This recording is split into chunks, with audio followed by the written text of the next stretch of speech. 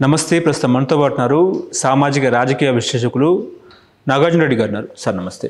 నమస్తే, చెప్పండి. ఏంటి ముఖ్యంగా దేశవ్యాప్తంగా కూడా ఓట్ చోరీ జరిగింది గత పార్లమెంట్ ఎన్నికల్లో అన్నట్టు కూడా రాహుల్ గాంధీ దేశవ్యాప్తంగా కూడా ఒక మహా ఉద్యమాన్ని కూడా ప్రారంభించిన పరిస్థితి. బీహార్లో ఎన్నికలు జరుగుతూ ఉన్నాయి. బీహార్లో 65 లక్షల ఓట్లు ఎట్లా తొలగిస్తారని చెప్పేసి ఆయన ఈసీకి అదేవిధంగా కేంద్ర ప్రభుత్వాన్ని క్వశ్చన్ ఇస్తే ఈసీ కూడా దానికి క్లారిటీ ఇచ్చింది.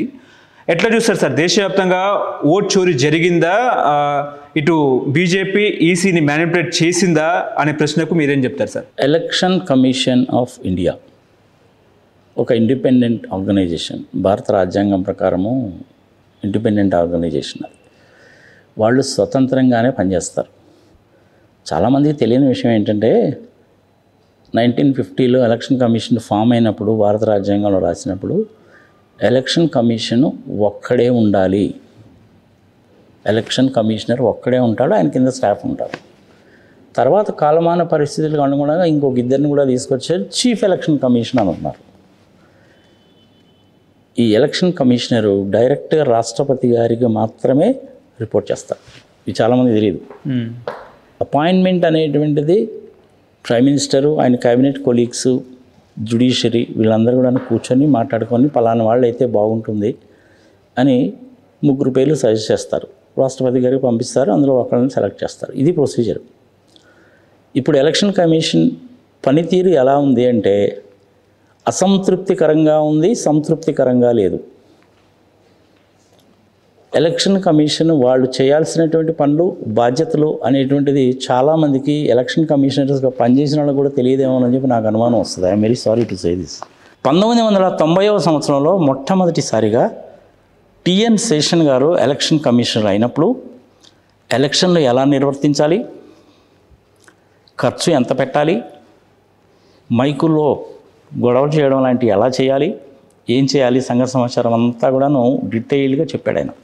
యాక్చువల్గా ఆయనకి ఎలక్షన్ కమిషనర్గా ఉండడం అనేటువంటిది పెద్దగా ఇష్టం లేదు.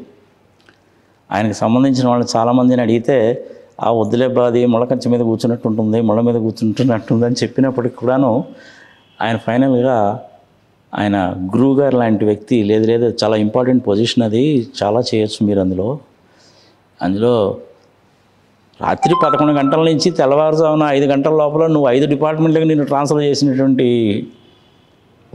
ఈ చరిత్ర ఉంది నీకు,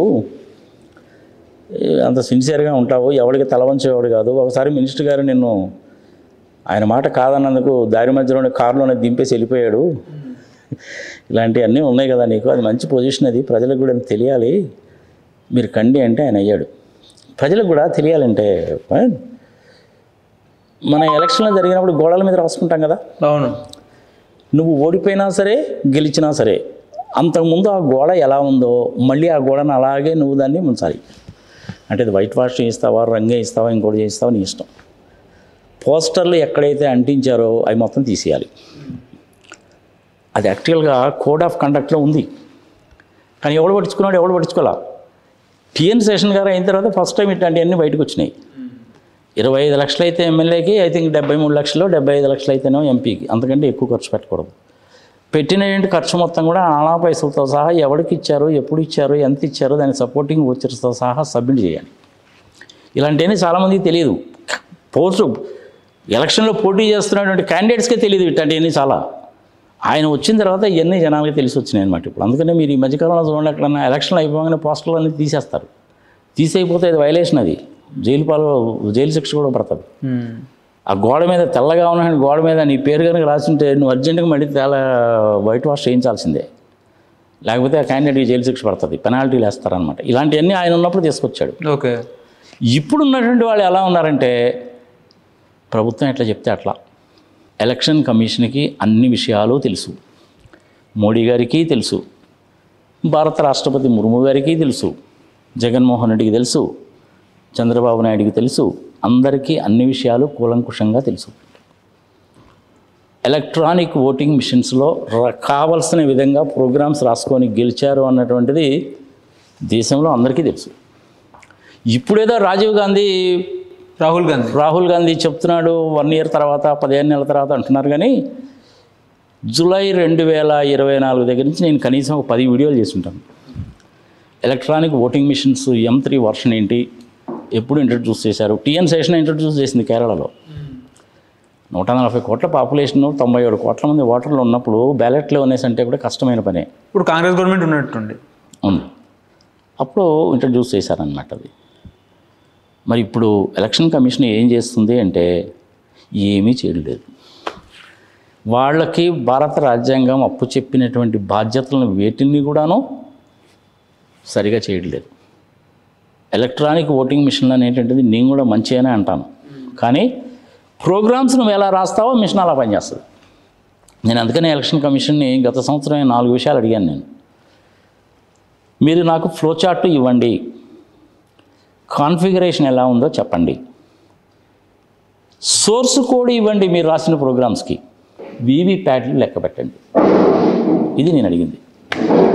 45 రోజుల వరకు ఆ మిషన్స్ అన్నీ కూడా ఇంటాక్ట్ ఉంచాలి. మిషన్ను వాడితే ఏమవుతుంది, బ్యాటరీ లెవెల్ తగ్గుతుంది, కానీ 90% 99% అయితే ఉండదుగా.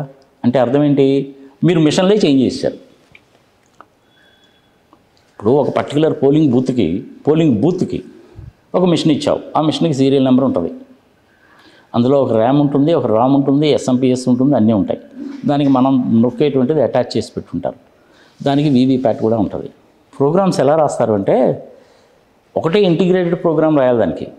అది ఎట్లుండాలి, నేను బటన్ నొక్కంగానే ఓటు పడిపోయి స్టోర్ అయిపోయి, ఆ స్టోర్ అయిపోయిన తర్వాత వీవీప్యాట్ జనరేట్ కావాలి. అది 5 సెకండ్ల వరకు 7 సెకండ్ల వరకు కనపడాలి, లోపల పడిపోద్ది. అక్కడ ఎన్ని ఓట్లు అయితే పోల్ అయ్యాయో అన్ని వీవీప్యాట్ స్లిప్స్ ఉండాలి.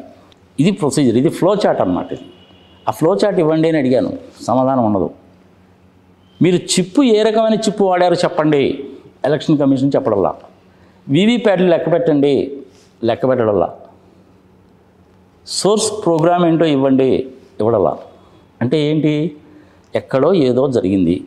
ఏమి జరిగింది అనేసి అంటే ప్రోగ్రామ్స్ వాళ్ళకి రావాల్సిన విధంగా రాసేసుకున్నారు. ఒక సామాన్య మానవుడికి అర్థం కావాలంటే ఫస్ట్ ఒక 1 అవర్ దాకా మాక్ పోలింగ్ పెడతారు.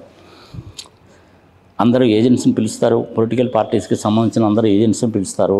అందరూ ఏజెంట్స్ని కూడాను మీ పార్టీలకు సంబంధించింది వేసుకోండి అంటారు. 50 ఓట్లు వేస్తారు. మీరు ఎన్ని ఓట్లు వేసారండి? 4 వేసాను. అదిగో 4 స్లిప్లు వచ్చినాయా, 4 కనపట్టదు. అందరూ సాటిస్ఫై అయిపోయారు కదా, సంతకాలు పెట్టించుకుంటారు. దాన్ని ఒక డాక్యుమెంట్ ఉంటుంది, దానికి ఫస్ట్ లెవెల్ డాక్యుమెంట్ ఉంటుంది అన్నమాట. దాంట్లో రికార్డ్ చేస్తారు. మరి తర్వాత ఏం చేస్తారు, ఆ 50 ఓట్స్ని కూడా 0 చేసేసి మిషన్ని లాక్ చేసేసి మీరు చూసుకోండి 0 ఉందా లేదా అని అడుగుతారు. ఉందండి అంటారు. మళ్ళీ అందరూ కూడా సంతకాలు పెట్టి పర్ఫెక్ట్ అంటారు. కానీ లోపల ప్రోగ్రామ్ ఏముంది, మొట్టమొదట 1 అవరు ఈ రకంగా పనిచేయి. అంటే ఎట్లా, ఎవరికి ఓటేస్తే ఆ ఓటు వాళ్ళకే వెయ్యి, వీవీప్యాడ్ జనరేట్ చెయ్యి. ముందు ఓటు, తర్వాత వీవీప్యాడ్. ఓకే, ఇది 1 అవర్ పాటు చెయ్యి. మరి 1 అవర్ దాటిపోయిన తర్వాత లాస్ట్లో ఎలక్షన్ 6 గంటలు కానీ 7 గంటలు కానీ ఒకసారి 12 గంటలు కూడా అవుద్ది. మరి అప్పుడు దాకా ఏం చేయాలి అంటే, అతను ఏ పార్టీకి ఓటేసినా సరే, ఎవరు ఏ పార్టీకి ఓటేసినా సరే పలాని వాళ్ళకి ఆ ఓటుని రికార్డ్ చేయి. ఇక్కడ వీవీప్యాట్ మటుకు వాడేసిన దానికి రికార్డ్ చేయి. ఎవడో ఒక అభిమాని వైఎస్ఆర్సీపీకి ఓటేశాడు, కానీ ఇది తెలుగుదేశంగా ట్రాన్స్ఫర్ చేయి, లేదంటే బీజేపీకి ట్రాన్స్ఫర్ చేయి, లేదు అనేసి అంటే పవన్ కళ్యాణ్ గ్లాస్ గారికి ట్రాన్స్ఫర్ చేయి. కానీ ఇక్కడ వీవీప్యాట్ మటుకు వైసీపీకే వెయ్యి. స్లిప్ కూడా వైసీపీ స్లిప్పే కనపడుద్ది నీకు. నేనేమనుకుంటాను, వాడు బయటకు వచ్చిన వాడు నేను వేసిన ఓటు కరెక్టే కదా నాకు కనపడింది అంటాడు, కానీ అక్కడ ఓటు ఎవరికి పోయిందా కాబట్టి వేరే వాళ్ళకి పోయింది. మరి వేరే వాళ్ళకి ఎట్లా పోవాలని చెప్పి డిసైడ్ చేయాలి ప్రోగ్రాము. అక్కడ మొత్తం కూడా ఎవరున్నారో చూడు. మొత్తం 10 మంది ఉన్నారు. 11వ నోటా ఉంటుంది. అది స్టాండర్డ్ అన్ని మిషన్స్లో కూడా. అక్కడ ప్రోగ్రామ్ ఎలా రాస్తారంటే, ప్రతి 3 ఓట్లలో కూడాను 2 ఓట్లు టీడీపీకి వెయ్యి సైకిల్ గుర్తుంటాయి. సైకిల్ గుర్తు లేకపోతే గ్లాసుకి వెయ్యి, గ్లాసు కూడా లేదనుకో అప్పుడు బీజేపీకి వెయ్యి. మరి వైసీపీకి వచ్చిన ఓట్లన్నీ ఏం కావాలి, వేరే వాళ్ళకి వెళ్ళిపోతాయి. అందుకనేది 1:3 రేషియోనా 1:4 రేషియో అనేది ఈచ్ అండ్ ఎవ్రీ కాన్స్టిట్యున్సీకి డిపెండ్ అయి ఉంటుంది. ఈచ్ అండ్ ఎవ్రీ కాన్స్టిట్యున్సీకి, ఎమ్మెల్యే కాన్స్టిట్యున్సీకి, ఎంపీ కాన్స్టిట్యున్సీకి ప్రోగ్రామింగ్ రాయడం అనేటువంటిది సపరేట్గా ఉంటుంది. ప్రోగ్రామ్ రాయడం పెద్ద టైం ఏం పట్టదు, హాఫ్ అన్ అవర్లో ప్రోగ్రామ్ రాయొచ్చు. అది దాన్ని టెస్ట్ చేయడానికి 2 గంటలు పట్టదు, 1 గంట పట్టచ్చు అంతే. మిషన్స్ అనేటువంటి కామన్, ప్రోగ్రామ్ మటుకు వేరీ అవుతుంది. కానీ ఇక్కడ ఏం చేశారంటే లాస్ట్ టైము ఆంధ్రప్రదేశ్లో, ఒరిస్సాలో, మొన్న మహారాష్ట్రలో, హర్యానాలో ఇక్కడంతా ఏం చేశారంటే ప్రోగ్రాములు వాళ్ళకి గెలవడానికి అనుకూలంగా రాసుకున్నారు. మీరు ఏ టైప్ ఆఫ్ చిప్ ఉపయోగించారు చెప్పండి అంటే చెప్పరే. చిప్స్లో చాలా రకాలు ఉంటాయి. ఇప్పుడు 1960లో అయితే లాజిక్ చిప్ అని ఉండేది ఐబిఎం వాళ్ళది. ఇప్పుడు కొత్తగా వచ్చిన చిప్స్ అనేటువంటి చాలా రకాల చిప్స్ ఉన్నాయి.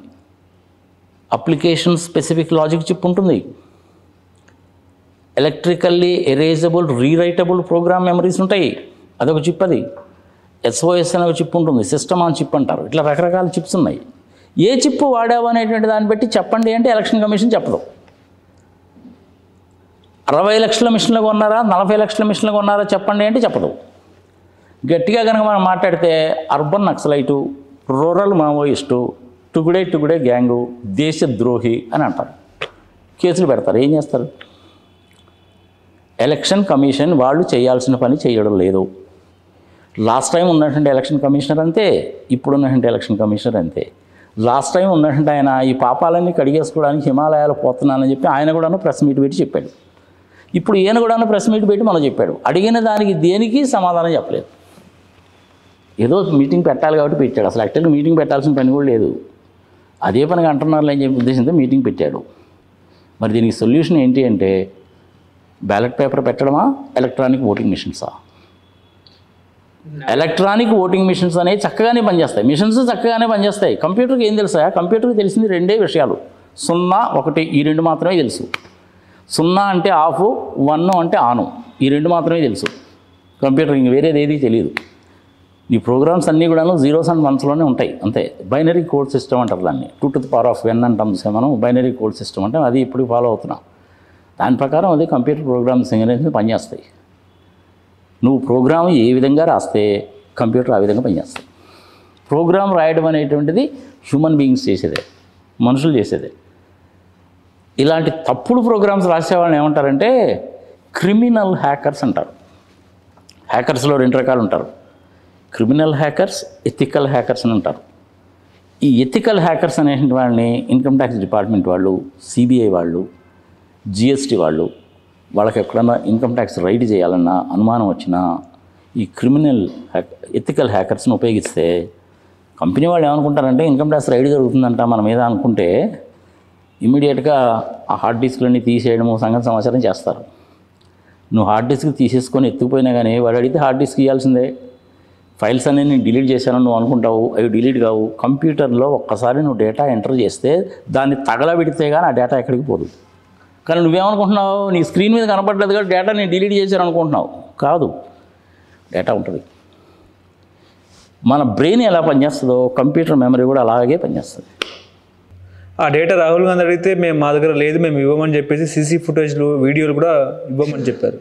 అంత అవసరం ఏముంటుంది అసలు? అడిగినప్పుడు చెప్పాలి కదా. చెప్పడంలో ఇవ్వడం. ఇప్పుడు బాలినేని శ్రీనివాసరెడ్డి గారు 5 లక్షల రూపాయల డబ్బులు కట్టి 12 బూతులకి సంబంధించిన వాటి వీవీప్యాడ్లు లెక్క పెట్టండి అని అన్నాడు ఆయన. నువ్వు డబ్బులు వెనక్కి తీసేసుకో, లేకపోతే చాలా సీరియస్గా ఉంటుంది వ్యవహారం అని ఆయన బెదిరించినంత పని చేశారు. ఈ వైసీపీ వాళ్ళు ఆయన సపోర్ట్ చేయలేదు, ఆయన పోయేమో జనసేనలో జాయిన్ అయ్యాడు. ఇదే ఎలక్షన్లో జరగాల్సిన పద్ధతి. సోర్స్ కోడ్ ఇవ్వడానికి ఏంటి నీకు బాధ? వీవీప్యాడ్స్ లెక్క పెట్టడానికి నీకు బాధ ఏంటి? 2019లో ఎలక్షన్లు జరిగి చంద్రబాబు నాయుడు గారు ఓడిపోయి 23 సీట్లే వచ్చినప్పుడు ఆయనే సుప్రీంకోర్టుని అడిగాడు వీవీప్యాడ్లు 50% వీవీప్యాడ్స్ లెక్క పెట్టండి అని. అప్పుడు సుప్రీంకోర్టు వాళ్ళు ఏం చేశారంటే 50% లెక్క పెట్టడం అంటే చాలా కష్టం అవుతుంది కాబట్టి 5% లెక్క పెట్టండి, మీరు కోరుకున్నటువంటి బూత్లో మీరు కోరుకున్న కాన్స్టిట్యున్సీస్లో 5% వీవీప్యాడ్స్ లెక్క పెట్టండి, వచ్చిన రిజల్ట్తో కంపేర్ చేయండి అని చెప్పారు. మరి చేయలేదుగా, అప్పుడు చేయలేదు, ఇప్పుడు చేయలేదు. ఎలక్షన్ కమిషను పని చేయాల్సిన విధంగా పనిచేయడం లేదు, అన్నీ కూడాను తప్పుడు పనులు చేస్తున్నారు. అడిగిన దానికి ఒక్కదానికి కూడాను సమాధానం లేదు. దీనికి సొల్యూషన్ ఏమిటి అనేసి అంటే ప్రజల్లో ఇప్పటికే అనుమానాలు చాలా పెరిగిపోయినాయి. మొన్న ఎక్కడో స్టాటిస్టికల్ ఇన్ఫర్మేషన్ చూశాను నేను. అది 2%, 3% అసంతృప్తిగా ఉన్నటువంటి జనాలు, ఈసీ సరిగా పనిచేయలేదని చెప్పిన జనాలు ఇప్పుడు ఇది రోజుకి పెరుగుతుంది. మొన్న ఎప్పుడు 4-5 రోజుల కింద చూస్తే 22% ఉంది. అది ఇప్పుడు మరి 30% అయిందో 35% అయిందో తెలియదు. సో ఎలక్షన్ కమిషన్ గురించి ఎంత తక్కువ మాట్లాడుకుంటే అంత మంచిది. ఈ రకంగా నువ్వు కనుక ప్రోగ్రాంని ఇష్టం వచ్చినట్టు రాసుకొని ఎలక్షన్ కనుక కండక్ట్ చేస్తే అసలు ఇంకా ఎలక్షన్స్ కండక్ట్ చేయాల్సిన పనే లేదు. డెమోక్రసీ చంపేశారయ్యా నిజం చెప్పాలంటే. టిఎన్ శేషన్ లాంటి వ్యక్తి కనుక ఎలక్షన్ చీఫ్ కమిషనర్ కనుక అయితే అప్పుడు ఎక్సలెంట్గా ఉంటుంది. ఓకే. హలో, తెలుగు రాజ్యం ఛానల్ చూస్తున్నారా? సామాజిక రాజకీయ జీవన చిత్రణే తెలుగు రాజ్యం. అతిశయోక్తులు అసత్యాలు ఉండవు. రాజకీయ కోణం కాదు, ప్రజా కోణమే కొలబద్ద. తెలుగు రాజ్యం వీక్షణ మీ ఉత్తమ అభిరుచికి నిదర్శనం.